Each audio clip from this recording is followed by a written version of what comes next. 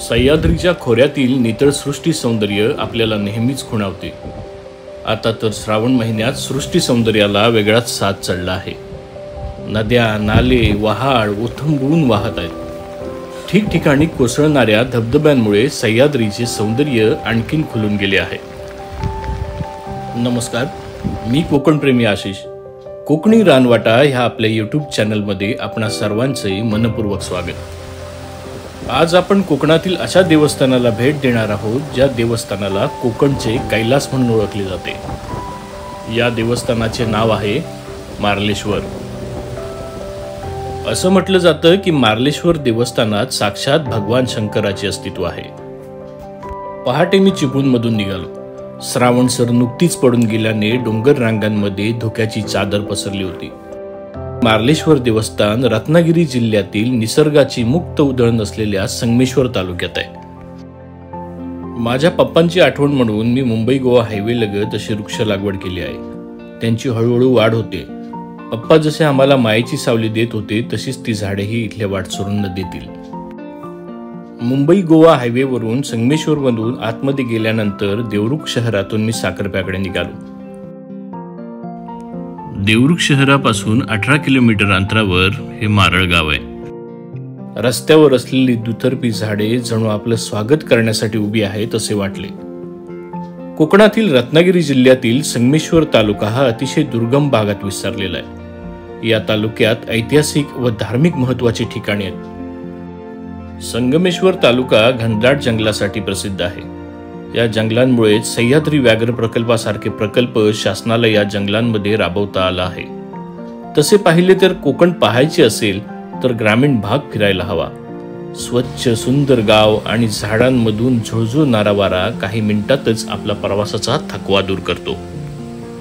तालुक्याच्या भागात भात शेती मोठ्या प्रमाणात केली जाते. जसजसे मार्लेश्वरकडे जात होतो तसा निसर्ग आपल्या पुस्तकातील एक एक पान उलटत होता. सह्याद्रीच्या खोऱ्यातून वाहत ही नदी समुद्राला मिळते.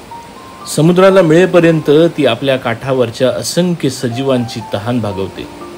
कोकणातील नद्यांचे निसर्ग निर्मित संगीत आहे. त्या खळखळून वाहत असतात. कोकणातील श्रावण महिना म्हणजे ऊन पावसाचा खेळ असतो. नदीचे सुगम संगीत ऐकत असताना अचानक श्रावणसर आली आणि आम्ही पुढच्या प्रवासाला निघालो. कोकणचे सौंदर्य जपणारी एक पिढी आहे. इथल्या भूमिपुत्रांनी ही हिरवीगार वनसंपदा जपली आहे. प्रवासादरम्यान हिरवाईने डोंगरराईत मला अंगवली गावातील मठाचा कळस डोकावताना दिसला. बेफामपणे पडणाऱ्या पावसात या मठाचे सौंदर्य अधिक खुलून दिसत होते. पाऊस पडत होता पण या मठाला भेट देण्याचा मोह आवरला नाही. आम्ही मठात पोहोचलो.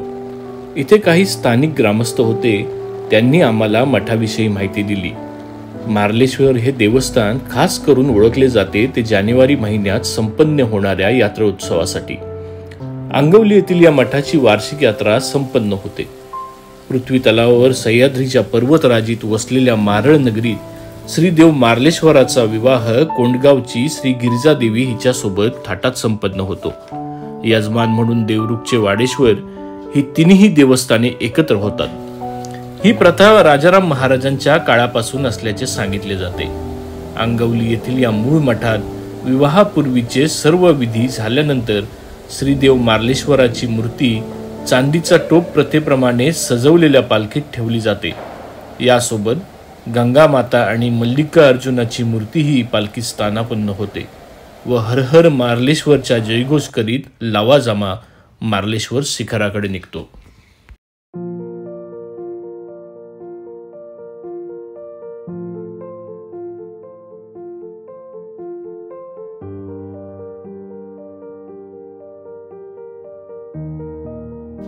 अंगवली गावातील मठाला भेट दिल्यानंतर तेथील देवी देवतांचे आशीर्वाद घेऊन मी मार्लेश्वरच्या मंदिराकडे निघालो. सह्याद्रीने बरीच गुपितं आपल्या कुशीत दडवून ठेवली आहेत. मी बरेचदा सह्याद्रीत फिरतो. प्रत्येक वेळेस मला नवा अनुभव घेता येतो. मार्लेश्वर मंदिराकडे जाताना जणू स्वर्गाच्या वाटेने चाललो आहोत असे वाटत होतं. भगवान शंकरांना ध्यान करण्यासाठी निवांत जागा हवी असते. म्हणून कदाचित समोर दिसणाऱ्या सह्याद्रीच्या खोऱ्यातील ही जागा त्यांनी निवडली असावी असे वाटते. आजूबाजूची वृक्षसंपदा पाहिल्यानंतर मला माझ्या गावची आठवण आली. अशीच झाडे झुडपे पूर्वीच्या काळी आपल्या देवरायातनं जपली जायची. मुंबईतून येणाऱ्या भक्तांसाठी व पर्यटकांसाठी मार्लेश्वरचे अंतर 340 किलोमीटरचे आहे, तर पुण्याहून येणाऱ्यांसाठी 270 किलोमीटरचे आहे. महत्त्वाचे म्हणजे मार्लेश्वर जवळ राहण्याची सोय नाहीये. सह्याद्रीच्या कड्याकपारी जात असताना डोळ्याचे पारणे फिटत होते. हिरवा शालू पांघरलेला डोंगर रांगा पाहून अंगावर शहारे येत होते. अखेर आम्ही मार्लेश्वर मंदिराच्या पायथ्याला पोहोचलो. आजूबाजूच्या डोंगर रांगा हिरवाईने नटलेल्या होत्या. याच डोंगर रांगांमध्ये पांढरे शुभ्र धबधबे वाहत होते आणि सह्याद्रीच्या उंच कड्यांवर धुक्याने आपली चादर पांघरलेली होती.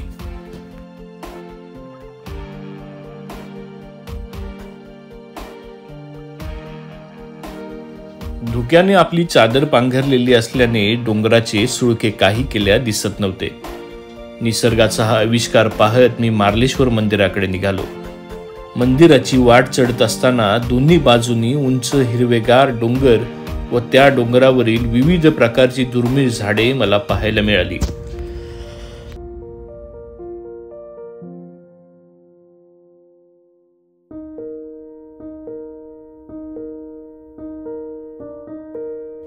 मंदिराकडे जाताना दोन्ही बाजूंच्या डोंगर रांगांमधून ठिकठिकाणी कोसळणारे जलप्रपात, गडद धुक्याची चादर आणि गर्द जंगल हे पाहत मी मंदिराकडे निघालो.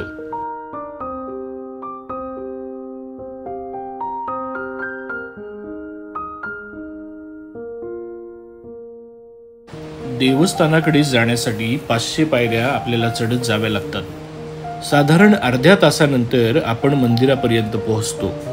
श्रावण महिन्यात येथे भक्तांची मोठी गर्दी असते.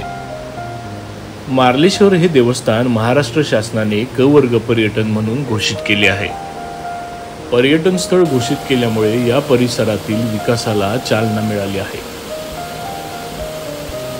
विकास म्हटलं की प्रदूषण सोबत येतं. या परिसरात प्लास्टिकचा वापर लोकांनी कमी करायला हवा.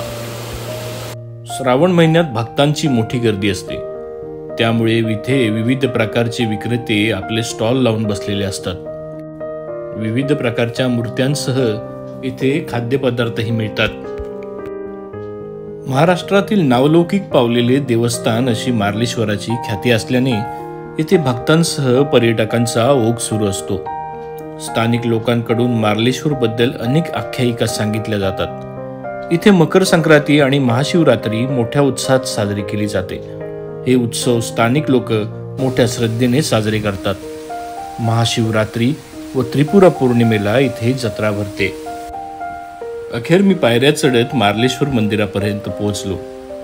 उजवीकडे उंच सह्याद्रीच्या टोकावरून पावसाच्या पाण्याची जलधार होऊन एक धबधबा कोसळत होता.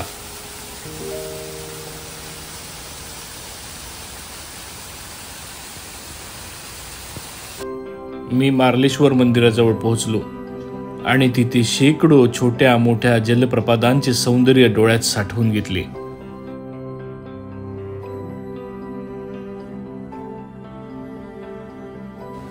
हा परिसर अद्भुत आहे. समोर जो धुक्यामध्ये हरवला आहे तो लिंगाचा डोंगर आहे. सह्याद्री व्याघ्र प्रकल्पातून कोसळणाऱ्या 7 धारा धारेश्वराच्या रूपाने मार्लेश्वराच्या चरणी विलीन होतात. स्वर्गातून गंगा कोसळावी असे हे धबधबे मला पाहायला मिळाले. सह्याद्री व्याघ्र प्रकल्पाचा गाभा क्षेत्रातील गोठणे सड्यावरून एक धार सह्याद्रीच्या कड्यावरून खाली कोसळते व नंतर ही धार 7 धारांमध्ये प्रवाहित होते आणि मार्लेश्वर मंदिराजवळ लीन होते. साधारण 200 फूट उंचावरून कोसळणाऱ्या या धबधब्याला धारेश्वर या नावाने ओळखले जाते. मार्लेश्वरचा धबधबा 7वा आहे. लिंगाचा डोंगर म्हणजे गावकऱ्यांचे आद्य श्रद्धास्थान आहे. हा डोंगर अनवाणी सर करावा लागतो. या डोंगरात एक छोटी आरपार जाणारी गुहा आहे आणि या गुहेत पूजा केली जाते. संक्रांतीला मार्लेश्वराचे लग्न झाल्यानंतर दुसऱ्या दिवशी अंगवलीचे अणेराव मान घेऊन लिंगाच्या डोंगरावर जातात. मार्लेश्वरचा परिसर म्हणजे पर्यटन आणि भक्तांसाठी पर्वणी आहे. सह्याद्रीच्या कड्यावरून हा धबधबा पुढे जाऊन बाव नदीमधून वाहू लागतो. माघ महिन्यातील या धबधब्याखाली आंघोळ करणे पवित्र मानले जाते. समोर जे मंदिर दिसते आहे ते वेताळाचे असून हा धबधबा वाहत जाऊन बाव नदीतून समुद्राला मिळतो. धारेश्वर धबधबा, पांढरे शुभ्र धबधबे पाहिले की वाटते जणू शंकराच्या जटेमधून गंगा कोसळत आहे.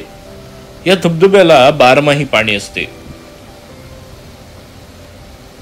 निसर्गाच्या सानिध्यात राहिल्याने सगळा क्षीण निघून गेला. मार्लेश्वरचे वातावरण मिनिटाला बदलत असते. कधी ऊन पावसाचा खेळ तर कधी तुफान पाऊस. निसर्गाचा आनंद घेऊन मी देवळाकडे निघालो.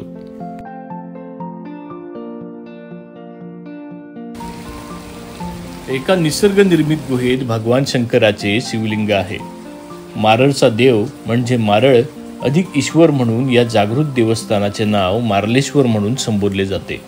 मंदिराचा गाभारा हा गुहा स्वरूपाचा असून त्याला 3.5 फूट उंचीचे दगडी प्रवेशद्वार आहे. या प्रवेशद्वारा शेजारी श्री गणपतीची मूर्तीची प्रतिष्ठापना केलेली आहे. गणपतीचे दर्शन घेऊन मार्लेश्वराचे दर्शन घेण्यासाठी आलेले भाविक आतमध्ये प्रवेश करतात.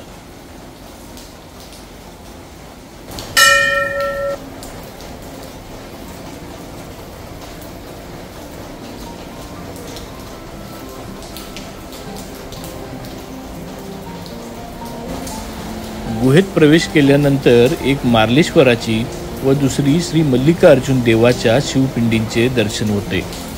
मल्लिकार्जुन व मार्लेश्वर हे दोघे भाऊ असून मल्लिकार्जुन हा मोठा भाऊ असल्याचे मानले जाते. या गुहेत समई व निरंजनाचा मंद उजेड असतो. या गुहेत इतर कोणताही दिवा लावण्यास सक्त मनाई आहे. अध्यात्माची अनुभूती घेऊन मी गुहेबाहेर आलो आणि पुन्हा निसर्ग डोळ्यात साठवण्यासाठी धबधब्याकडे गेलो. मार्लेश्वरच्या परिसरात विविध जैवविविधता आहे. इथे आल्यानंतर माकडांपासून सावध राहा. सह्याद्रीच्या कड्यामध्ये खूप कमी गर्दी असलेले थोडेसे हटकं गूढ शांत मार्लेश्वर आपल्याला वेगळीच अनुभूती देते. कोकणचे कैलास श्री मार्लेश्वर कसे वाटले ते नक्की कमेंट करून कळवा. कोकणातील विविध ठिकाणे पाहण्यासाठी आपले कोकणी रानवाटा चॅनल सबस्क्राईब करा. कोकणचे कैलास आवडले असेल तर लाईक करा, शेअर करा आणि सबस्क्राईब करा. पाहत रहा आपलं चॅनल कोकणी रानवाटा. यवा कोकण आपलोच असा.